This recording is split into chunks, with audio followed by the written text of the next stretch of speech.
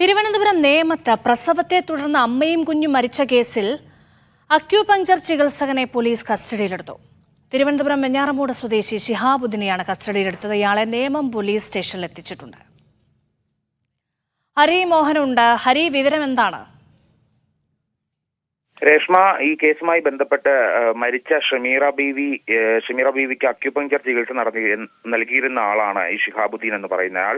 അപ്പോൾ ഈ സ്ത്രീ മരിക്കാനിടയായ സംഭവം എന്ന് പറയുന്നത് ആശുപത്രിയിൽ കൊണ്ടുപോകാതെ അക്യുപങ്ചർ ചികിത്സ നൽകി വീട്ടിൽ തന്നെ പ്രസവിക്കാൻ പറയുകയായിരുന്നു ഭർത്താവ് നയാസ് എന്നുള്ളതായിരുന്നു പോലീസിന്റെ കണ്ടെത്തൽ.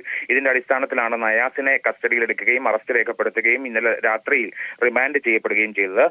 അതിനുശേഷം നയാസിന്റെ ഭാഗത്തു നിന്ന് ലഭിച്ച മൊഴി പോലീസ് പരിശോധിക്കുകയുണ്ടായ. മൊഴിയിൽ പറയുന്ന പ്രധാനപ്പെട്ട കാര്യമെന്ന് പറയുന്നത് ഈ അക്യുപങ്ചർ ചികിത്സ നൽകുകയും ആശുപത്രിയിലേക്ക് കൊണ്ടുപോകരുത് എന്ന് നിർദ്ദേശിക്കുകയും ചെയ്തതിൽ ഒരാൾ ഷിഹാബുദ്ദീൻ ആണ് എന്നുള്ളതാണ്. അതുകൊണ്ടാണ് ഷിഹാബുദ്ദീനെ കസ്റ്റഡിയിലെടുത്ത് ചോദ്യം ചെയ്യാൻ വേണ്ടി പോലീസ് തീരുമാനിച്ചത്.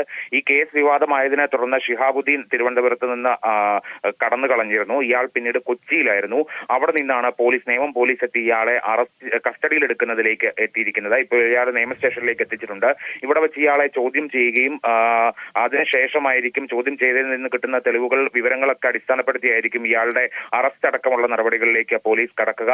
എന്തായാലും ഇതിൽ ഷിഹാബുദ്ദീന് കൂടി പങ്കുണ്ട് എന്നുള്ള ഒരു പ്രാഥമിക വിലയിരുത്തലിലാണ് പോലീസ് എത്തിച്ചേർന്നിരിക്കുന്നത്. ഷമീറ ബീവി ആശുപത്രിയിലേക്ക് കൊണ്ടുപോകാതിരുന്നതിന്റെ ഒരു കാരണം ഷിഹാബുദ്ദീൻ കൂടിയാണ് എന്നുള്ളത് പോലീസ് കണ്ടെത്തിയിരിക്കുന്നു. മാത്രമല്ല, ഷിഹാബുദ്ദീനോടൊപ്പം തന്നെ ആദ്യ ഭാര്യയിലെ മകൾക്ക് കൂടി ഇതിൽ പങ്കുണ്ടാകാം എന്നുള്ളൊരു വിലയിരുത്തൽ നിലവിൽ പോലീസ് നടത്തുന്നുണ്ട്. അതിന്റെ അടിസ്ഥാനത്തിൽ ഇവരെ കൂടി ചോദ്യം ചെയ്യാനായി വിളിപ്പിക്കും.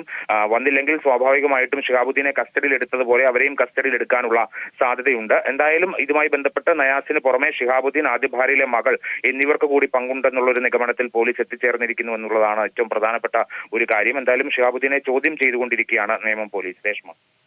ശരി ഹരി.